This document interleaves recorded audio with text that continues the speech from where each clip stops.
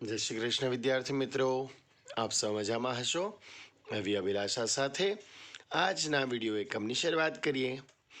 આજના વિડીયો એકમમાં અભ્યાસ કરીશું standard 4 subject English lesson Kuku is calling. Topic activity first and second. વિદ્યાર્થી મિત્રો, આજે આપણે પહેલી અને બીજી એક્ટિવિટી શીખવાના છીએ. કુકુ ઇઝ કોલિંગની પ્રથમ એક્ટિવિટી છે શિક્ષકની મદદથી કુકુના દોસ્તોને ઓળખો.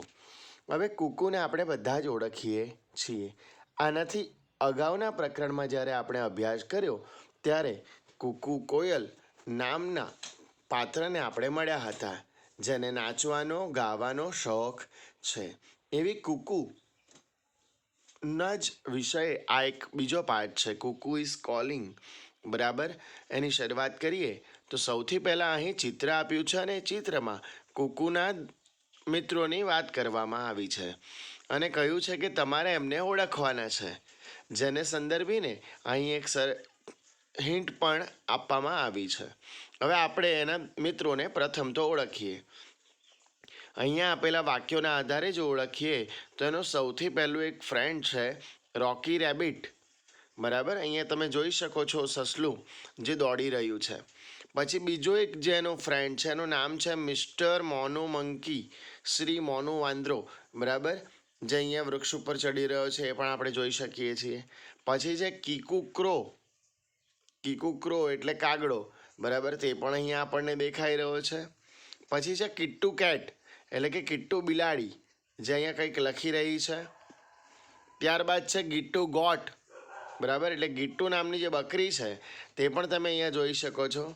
અને બીજો એક ફ્રેન્ડ છે, નામ છે ડિમ્પુ ડોગ, એટલે કે ડિમ્પુ નામનો જે આ કૂતરો છે એ એનો મિત્ર છે. અને ત્યાર પછી એક નામ છે કુકુ કોયલ, તે તો આપણે જાણીએ છીએ કે કુકુ પોતે છે અને બાકીના એના મિત્રો છે. હવે એના મિત્રોના સંદર્ભીને અહીં એક લેખ પણ આપવામાં આવ્યો છે હિન્ટ માટે, કે જ્યાં તમે એના નામ ઓળખી શકો. જેમ કે અહીંયા પહેલી લાઈનમાં નામ છે here is Rocky rabbit, he is running. બરાબર, આ કોણ છે પ્રથમ? તો હિયર ઇઝ રોકી રેબિટ, આ છે રોકી રેબિટ એટલે કે રોકી નામનું સસલું. હી ઇઝ રનિંગ, તે દોડી રહ્યું છે. શું છે રનિંગ? RUNNING, running. તો વિદ્યાર્થી મિત્રો, જો તમને ખ્યાલ હોય તો આપણે અગાઉના પાઠની અંદર ક્રિયાપદ અને એમાંથી ક્રિયા ING લાગવાના કારણે એ ક્રિયા ચાલુ છે બની જાય છે, એ શબ્દો વિશે પણ આપણે જોયું હતું. અને આ એક્ટિવિટીમાં પણ આપણે એ જ શીખવાના છીએ. ત્યાર પછી બીજું વાક્ય છે meet mister Monu monkey, he is climbing on tree. Meet એટલે મળવું. તો શું કોને મળવાનું છે? મિસ્ટર મોનુ મંકીને, શ્રી મોનુ વાંદરાને મળો. તે શું કરી રહ્યો છે? He is climbing the tree, તે ઝાડ પર ચડી રહ્યો છે. ત્યાર પછી કહે છે look at the Kiku crow, he is singing and dancing, he is Kuku's best friend. Look એટલે જુઓ, અને એટ ધ કુકુ ક્રો, પેલા કીકુ કાગડાને જુઓ. હી ઇઝ સિંગિંગ એન્ડ ડાન્સિંગ, તે હી એટલે તે, ઇઝ એટલે છે, સિંગિંગ એન્ડ ડાન્સિંગ ગાઈ રહ્યો છે અને સાથે સાથે શું કરી રહ્યો છે? નાચી પણ રહ્યો છે. પછી છે he is Kuku's best friend, he is તે છે, કોણ છે? તો કુકુઝ બેસ્ટ ફ્રેન્ડ, કુકુનો બેસ્ટ ફ્રેન્ડ છે, પાક્કો મિત્ર છે, સૌથી સારો મિત્ર છે. કોણ? તો કીકુ ક્રો. ત્યાર પછી કહે છે હેલો એવરીબડી, કેમ છો બધા? આઈ એમ કિટ્ટુ, હું કિટ્ટુ છું. આઈ એમ બિઝી, હું વ્યસ્ત છું. બિઝી એટલે વ્યસ્ત. અને I am writing a book, I am writing a book, હું પુસ્તક લખી રહી છું. કોણ પુસ્તક લખી રહ્યું છે? તો કિટ્ટુ બિલાડી. બરાબર, કિટ્ટુ કેટ. ત્યાર પછી છે look at that goat, her name is Gittu, she is skipping. હવે પહેલા કિટ્ટુ બિલાડી આવી, હવે ગિટ્ટુ ગોટ આવે છે. લુક એટ ધ ગોટ, પેલી બકરીને જુઓ. હર નેમ ઇઝ ગીટુ, તેનું નામ ગીટુ છે. હવે તમે જોશો તો જ્યાં પુલ્લિંગ નામ આવે ત્યાં હીઝ હોય, બરાબર છે, હી હોય, અને સ્ત્રીલિંગ નામ આવે ત્યાં હર થઈ જાય, સી થઈ જાય. તો અહીંયા ગીટુ બકરી છે એટલે હર નેમ ઇઝ ગીટુ, તેનું નામ ગીટુ છે. સી ઇઝ સ્કીપિંગ, સ્કીપ એટલે દોરડું કૂદવું અને સ્કીપિંગ એટલે દોરડું કૂદી રહી છે, બરાબર છે. સી ઇઝ સ્કીપિંગ, તે દોરડા કૂદી રહી છે. ત્યાર પછી આવે છે ડિમ્પુભાઈ. હિયર ઇઝ ડિમ્પુ, બરાબર, આ છે Dimpu. Dimpu is a dog, અને ડિમ્પુ એક કૂતરો છે. એ શું કરી રહ્યો છે? તો he is watching a movie, તે ફિલ્મ જોઈ રહ્યો છે. એન્ડ ધેર સી ઇઝ, અહીંયા જો કોણ છે? એન્ડ ધેર સી ઇઝ, અને આ છે આપણી કુકુ, બરાબર. સી અહીંયા જે વપરાયું છે કુકુ માટે વપરાયું છે. And there is she is, ત્યાં તેણી છે. કોણ છે?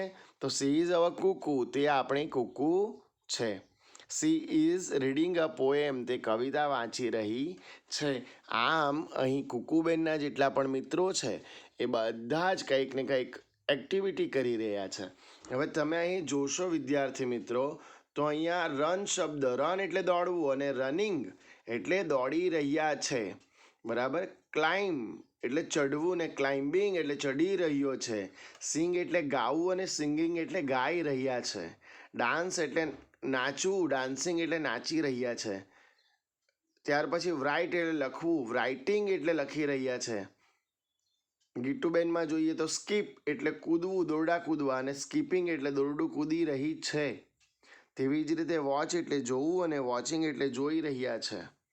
રીડ એટલે વાંચવું, અને રીડિંગ એટલે વાંચી રહ્યા છે. દરેક ક્રિયા કેવી છે? તો ચાલી રહી છે. આઈએનજી લાગવાના કારણે ક્રિયા ચાલુ છે, કારણ કે એ વર્તમાન કાળનો પ્રત્યય છે.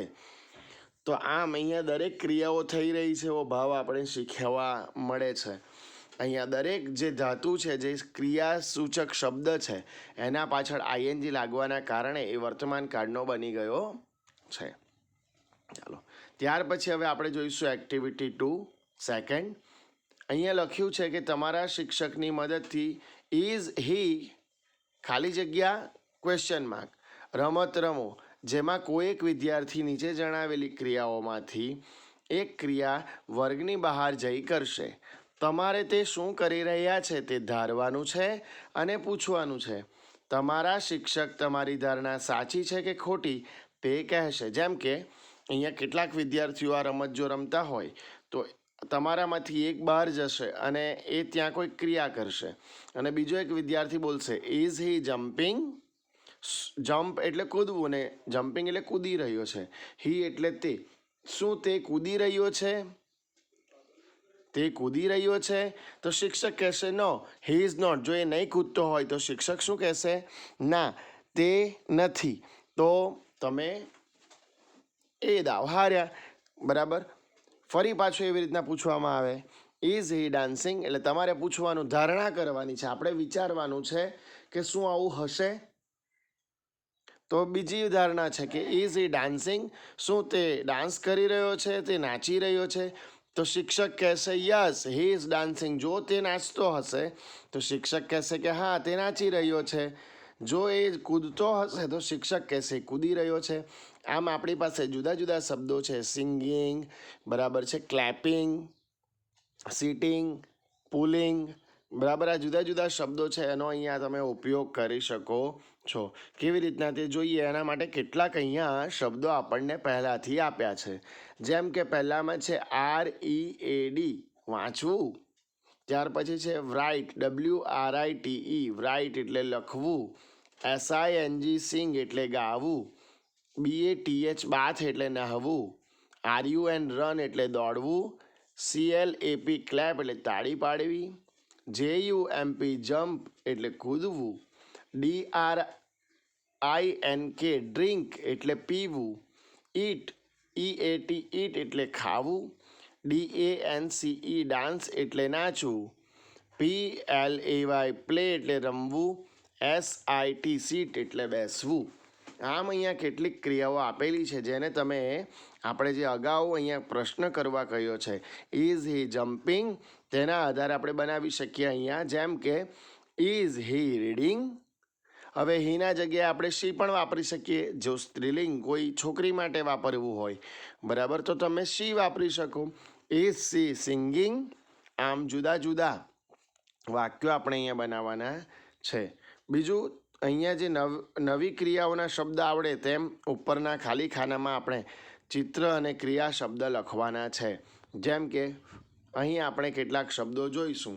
તો તમે આ બાજુ જુઓ તો પહેલાં ચિત્રમાં એક બેન પુસ્તક વાંચી રહ્યા છે, બરાબર છે, તો રીડિંગ. પછી રાઇટ, બીજી બાજુ એક ભાઈ લખી રહ્યો છે, તો WRIT, રાઇટ એટલે લખવું. ટોક વાત કરવી.